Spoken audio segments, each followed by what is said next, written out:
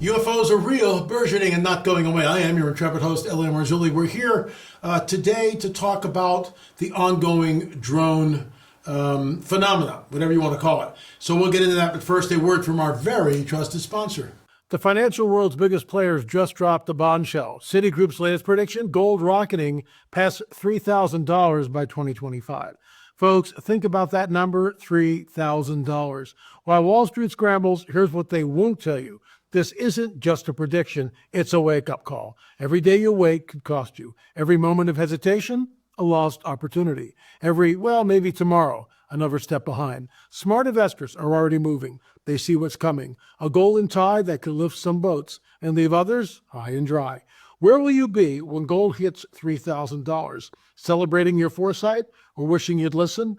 Noble Gold Investments is your bridge to that future. Your partner in preparation, your guide to what's coming. Don't let 2025 be your what-if moment. Be ready, be positioned, be confident. Visit noblegoldinvestments.com now and get 10 1-ounce silver American Eagle coins with a qualified account. Because $3,000 gold won't wait for permission. That's noblegoldinvestments.com, noblegoldinvestments.com. Folks, please remember that there is a risk with any investing, so please proceed cautiously. Okay, so the whole drone phenomenon has been going on for about a month. People are spotting them, people are seeing them. I've been on numerous shows talking about it. People have asked me, LA, what do you think? And I'm going to go down a very deep rabbit hole here and tell you where I think it might be leading, but there's no way to tell. I'm just one guy. I'm not getting a phone call from some deep state operative telling me, LA, this is what's going on. What I've gotten is third-hand information, but I'll get into that. So let's walk through it. First of all, the drones that are being seen are on both the East Coast, the West Coast. There's reports over in Europe, also the Gulf of Mexico. They are seen in densely populated areas. They're also allegedly disappear into the water. How's that possible? They outpace Coast Guard ships. Okay? How's that possible? So they can stay up in the air for 5, 6, 7 hours. How's that possible? I mean, granted, the drones I have very small batteries. I have like a 25-minute shelf life. These things are up there for 5 hours. They disappear in the water. They maneuver, and they're on densely populated areas. So one thing for certain, you just don't take a drone and fly it over restricted airspace like Wright-Patterson Field. How is that possible? How do you get a drone over Wright-Pat where they don't shoot it down? So somebody, in my opinion, this is conjecture, somebody's giving you orders, stand down, these are ours, don't touch them. Okay, so everybody on both coasts, no one's doing anything. Where are the attack helicopters? If you wanted to shoot one of these things down, you could do it in a matter of minutes, folks. I mean, come on, think about it. You send out an attack helicopter or a jet, you blast the thing out of the air, pick up the pieces, and find out what you're looking at. Hello? But they're not doing that. Why? We talked about this. I actually did a program on it. I'll reiterate it very quickly. We know that when the former Soviet Union collapsed, decades ago, that suitcase nukes, dirty bombs, were sold on the black market. That's a matter of historical record. It is not conspiracy theory. It's been proven, The question is, what happened to the suitcase nukes? And once again, it's the size of a footlocker. The detonation codes are long gone, and these things won't explode like a mushroom cloud. But what they can be used for is a dirty bomb. You can take a suitcase nukes, you can pack it with C4 or other explosives, you pack it in the city, put it in the city someplace, detonate the thing, you've created a mini Chernobyl. So the question is, are these drones that are flitting all over the place, are they sniffing? Some people believe that these drones are sniffers. They're looking for spikes in radioactivity. That may be exactly what's going on. And it also explains the silence of the government and the gaslighting. Because if they say, we think there's a suitcase nuke that's got smuggled for the southern border at the collapse of the Soviet Union, that suitcase nuke might be in Newark, New Jersey. Don't be alarmed. Are you kidding me? What are the good people of Newark, New Jersey going to do? Hightail it out of there as fast as they can.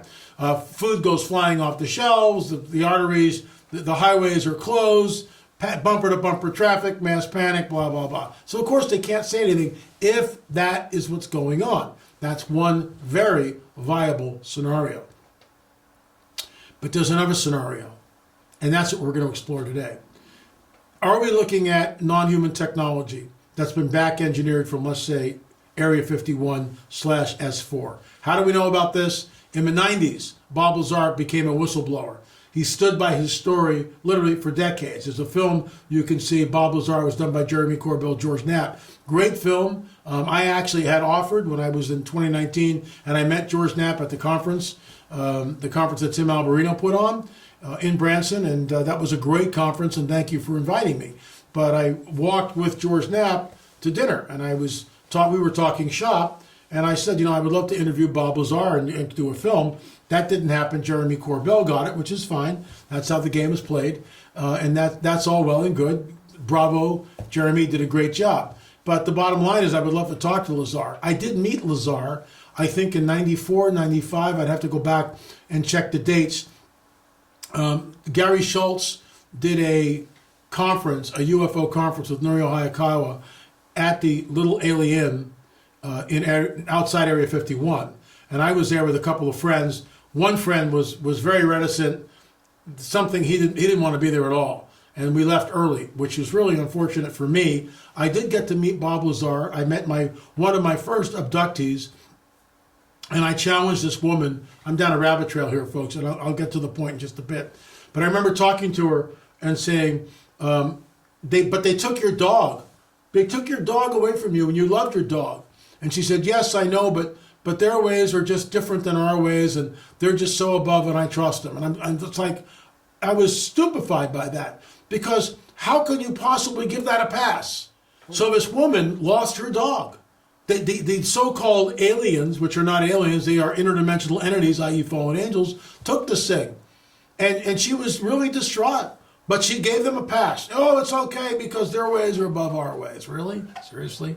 So, I've been researching this. I was at Area 51, outside Area 51, at the Little Alien.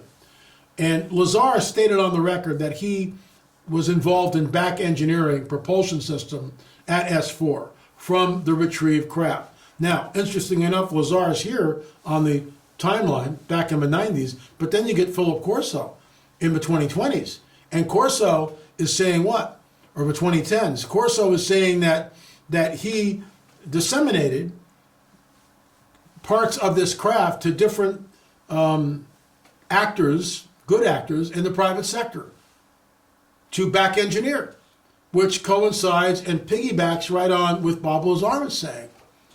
I'll get this. Information here from an unknown source who I don't know told the second source, okay, this source here, what was happening, who then called me and told me. So it's third-hand information. I can't vet this. This gentleman said that what we may be looking at, according to his source, is non-human technology, back engineered from Area 51/S4. Is that true or not? I have no way of knowing that. Absolutely no way of knowing that. What is Stephen Greer saying? Stephen Greer is saying that there's nothing to worry about, that we might be looking at some sort of the avant-garde, if I can use that, the forward guard of some sort of revealing of the extraterrestrial presence. I do not believe that these are extraterrestrials from Zeta Reticuli. I think they are interdimensional entities with a very nefarious agenda. Very nefarious agenda. Why kidnap a 5-year-old boy and implant him? That's in our film with Emil. And he was taken as a 5-year-old boy and implanted. There was no a parental consent paper signed. They just took what they wanted. Al Matthews says you are kidnapped, and that's what happens over and over and over again. Karen Wilkinson, we're very proud to publish her book, Stolen Seed, Evil Harvest. By the way, Prophecy Watchers did a great interview with her, with myself on stage and Gary Stearman. Just incredible. And you can go to their site and watch that interview with Karen. And Karen and Vicki Joy both spoke at the Branson conference, each for about 5 minutes. But it sort of put a bow on my presentation. I want to thank them for that. And these books are available, shameless plug here, in our store, lamarzulli.com. Great books, fantastic books. But here's the deal, folks. Something is going on. They take what they want, and they do it over and over and over again. So are we looking at back-engineered, non-human technology that are flying around? Remember, these drones when you see them, they're in the air for what, 5, 6, 7 hours? Normal drones can't do this. They disappear into the water. How is that possible? I don't know if any drone can do that. I mean, maybe we have technology. I don't know. Why haven't they been shot out of the sky? What are we looking at? What is the truth? I'll show it up again. I want to thank Brad Myers. What is the truth? Why are they gaslighting the American public? Again, if they said, well, we're looking for dirty nukes over North New Jersey, there'd be mass panic. I get that. But are we looking at the avant-garde, the beginning of some sort of disclosure? Or are they playing the alien card? Is this something to do with the election and the inauguration? We don't know. Or is the other side ready to reveal themselves? I don't know. But I do find it very disturbing that the phenomenon continues. I gave you the scenarios. Are we looking at, back-engineered craft? That's the question. Are we looking at back-engineered craft? Because it's no longer like classified, top-secret information. If David Grush stands up in front of Congress and says we have crash craft, and not only that, we have the bodies which are non-human biologics. Admiral Gallaudet in the halls of Congress, under oath, by the way, states that these things, these USOs, unidentified submersible objects, outpace the submarine. David Grush, in front of Tucker Carlson, said that this thing shot away like a bullet out of a gun. How is that possible? That the G-forces would be, a normal human being can do what, 10, 12 Gs, whatever? These things are like 1,000 Gs? You'd be splattered up against the wall. Why? They're bending space and time. That's why they can maneuver the way they maneuver. There's a gravity wave. Where do they get this from? Bob Lazar. There's a gravity wave which bends space and time as we know it, and pulls the craft along. That's why there's no rotor wash, no signs of a propulsion system, wings, or anything else. I mean, it's technology, it's a different physics. Just like when a person is levitated off their bed and floated out the window, and they go through the window. How's that possible? Well, it's not. But these entities manipulate space, time, matter, and energy in ways that defy our physics. So let's recap it. Are we looking for dirty nukes? Are these drones looking for dirty nukes? Possible, very possible, because once again, they were sold after the collapse of the Soviet Union. Suitcase nukes were sold on the black market. They easily could have come through a porous southern border, embedded in cities. Was our government tipped off? Have we been threatened by a terrorist organization threatening to blow one of these things up unless our government does A, B, C, and D? We don't know. That's scenario one. Scenario two, we're looking at non-human technology that's been back-engineered and now is flying around our cities. Could this be the revealing of the so-called extraterrestrial presence? Let me say this. These are not extraterrestrials. They are interdimensional entities with a very nefarious agenda. Thanks so much for watching.